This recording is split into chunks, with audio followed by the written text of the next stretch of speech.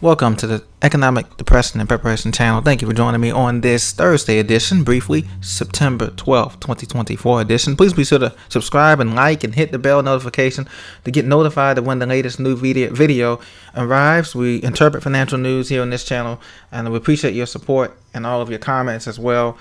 Today I just want to talk about the prices that are rising and the cost of living adjustments to people's wages are not keeping up with the inflation. Now, the good news is, I will say that gas prices have come down nationally, but that's to be expected as we're heading toward the election year and all of that, and also we're heading toward the fall and the winter season when typically gas prices get cheaper anyway. So that's the good news. Now, here we go with U.S. producer prices rise slightly above expectations in August. So people the input costs to getting these goods and services across the country and also it's rising, and so that means that they're going to pass those higher costs along to us, even though inflation may be holding steady or coming down. The producer price index for final demand rose 0.02% last month. Not a huge increase, but it's still rising.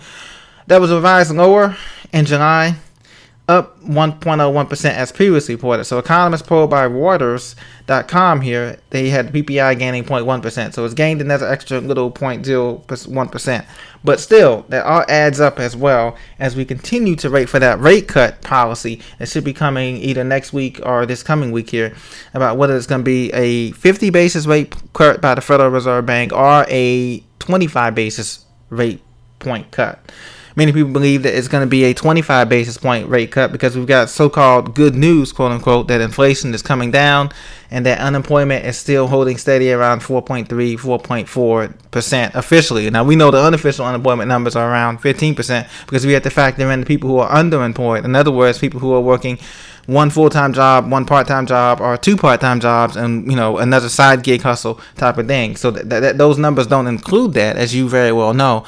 And so we have to factor in all those people and those people who have also given up looking for work and who are working under the table or contracting work, whatever the case may be.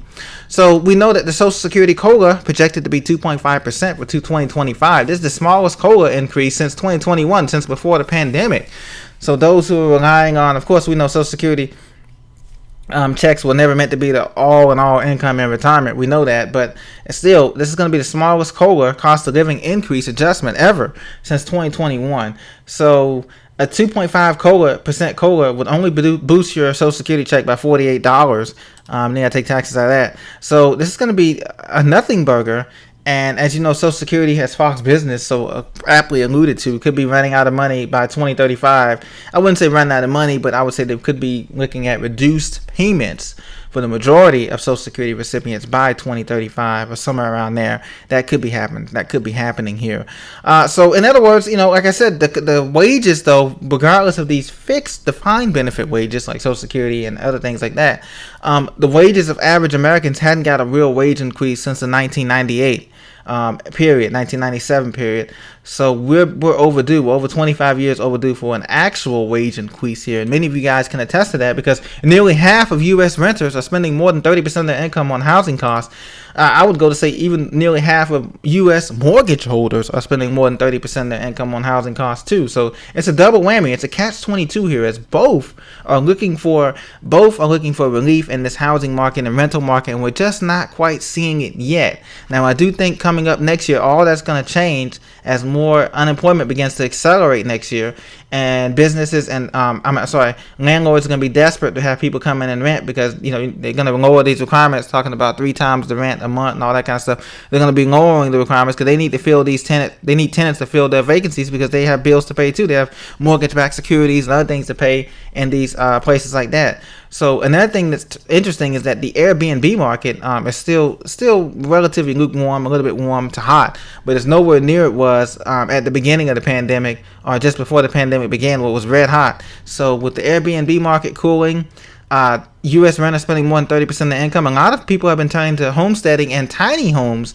Let me know what you think about that in the comments. Would you buy a tiny home? Would you buy an RV? Would you live in those type of conditions? A lot of people out west are saying that they're getting tiny homes or RV type of situation where they're living out of their vans or whatever. They're not even renting in these places anymore. So I thought that was very interesting hearing from a lot of these people out there. Let me know, was that something that you would consider doing, or is it just too dangerous with the crime and then the actual too many permitting fees you got to pay and parking fees with these RVs and all kind of stuff? Let me know what you think about that as well. But mortgage rates and mortgage costs and rental costs are definitely continuing to go up and increase in this economy. Dow Jones rallied today. S&P 500, NASDAQ rallied for the 4th straight day. Guys, this thing, like I said, the stock market is no longer based on fundamentals. It's based on algorithms, computer algorithms, and all that kind of stuff. And so fundamentally, you would think that if everything is booming, why would there be a need to cut rates? You tell me. Why would we have to cut rates by 25 or 50 basis points if everything is apparently booming? I mean, we've got these companies like NVIDIA soared 8% yesterday, after CEO Jensen Huang made positive comments about demand of the AI chip makers' products.